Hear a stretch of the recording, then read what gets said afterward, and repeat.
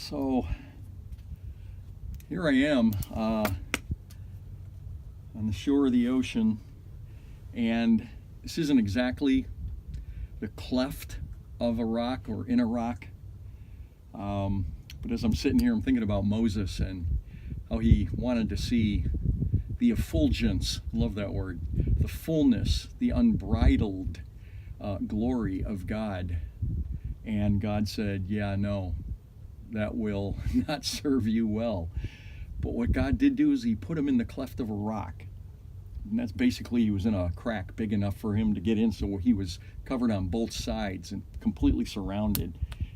I mean, this is massive, and yet it's only really part of a big outcropping. You think about why would Moses, or anybody for that matter, need to be protected from seeing God's glory full on?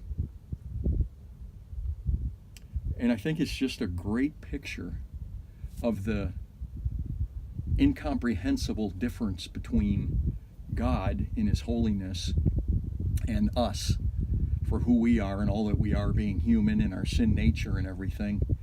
And yet in this life here, while we are clothed with the righteousness of Christ and the Father sees us in the Son, that's still nothing like when we get to heaven and we shed these corruptible earthly bodies and we are put in the perfected bodies where we will be in fact fully righteous, even as Jesus is himself. And we will be able to look upon the fullness, not shadows, not glimpses, not back views as Moses was allowed to see God as he passed by, but full on face to face.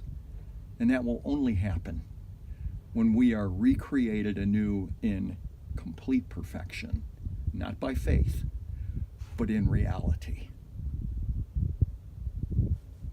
It's hard to put into words. It's hard to really fully understand that. But wow, what lays ahead for the believer. And let us get a passion to help others to see that, to understand that, even younger Christians. It's part of discipleship. It's part of growing up into the maturity of Christ. So that, and I assure you, I have such a long way to go in this, that the things of this world that entice us now and vie for our attention and, for the most part, are successful in grabbing our attention away from the focus of God's plans and purposes for us and for the world. Let's grow up unto the fullness of Christ